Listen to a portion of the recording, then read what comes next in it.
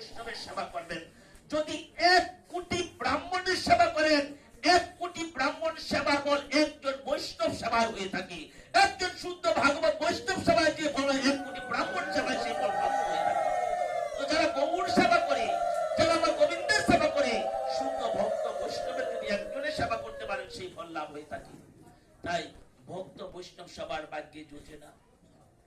আপনার পিতৃকুল মাতৃকুলের যদি গত হয়, মা বাবা যদি কেউ দেহ রাখে, অন্তর অন্তর 1 বছর অন্তর কিছু প্রভু প্রিয়াজির মন্দিরে বলেন, গোপীনাথ মন্দিরে বা যেখানে সুযোগ থাকে শুদ্ধ ভক্তের কাছে 5 জন 7 জন পারেন, নইলে নিরয়গামী হতে হয়।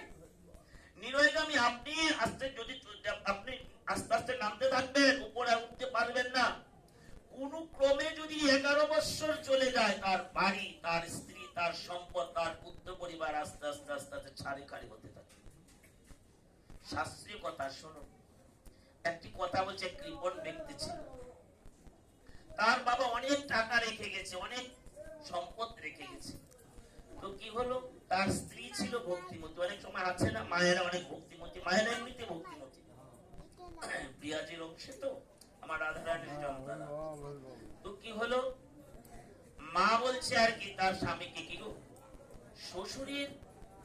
শ্বশুর মারা গেল, কত 2 বছর হয়ে গেল, তার অস্থিখানা রাখা আছে তুলসী গাছের তলা নিচে, তুমি এটা নিয়ে গঙ্গায় যাও, নবদ্বীপে যাও, গিয়ে পিণ্ড দিয়ে আসো।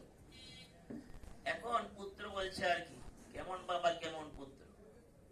বলছে দেখো, অর্থবিত্ত তেমন ব্যবসা বাণিজ্য নাই, অর্থবিত্ত টানাটানি, গেলে তো অনেক টাকা খরচা হবে, কি করে যায়?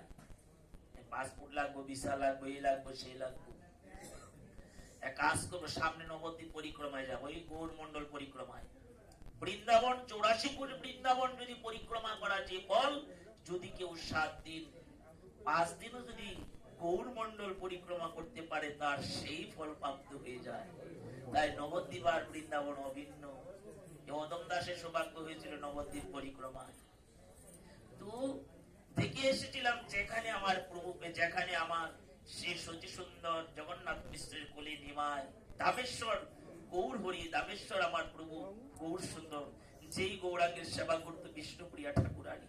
অম্বিকায় কালনায় যেখানে ছিল, সেই গৌরী দাসের গৌর নিত্যানন্দ, যে গৌর নিত্যানন্দের কাছে গিয়ে সচিমা গিয়ে বলেছিল, যখন নীলাচলে চলে গিয়েছিল বা গম্ভীরায় ছিল, যখন মহাপ্রভু অন্তর্ধান হয়ে গেলেন, জগন্নাথের সঙ্গে মিশে গেলেন, সচিমা আসলেন, এসে ওই গৌরাঙ্গের চরণে, এই তো আমার গৌর, তুই তো আমার নিমায়, সাক্ষাৎ কথা বলেছিলেন। আমরা আলোচনায় যাব, আদৌ আছে বৃন্দাবনেও গৌর নিত্যানন্দের মূর্তি আছে, এক গোয়ালার মূর্তি বৃন্দাবনে নিয়ে রাখলেন, এখনো আছে বৃন্দাবনের রোহিতপুরী। যারা যাবেন গৌর নিত্যানন্দ জলক দর্শন দেয়, যেমন বৃন্দাবনে বাঙ্কি বিহারী জলক দর্শন দেন, রোহিতপুরে এখনো আছে গৌর নিত্যানন্দের বিগ্রহ মূর্তি, এখনো জলক দর্শন দিয়ে থাকেন। যারা যাবেন এখনো আছে, যদি চেষ্টা করবে সেখানে যেতে। আসলে কথাটা বলছিলাম যেখানে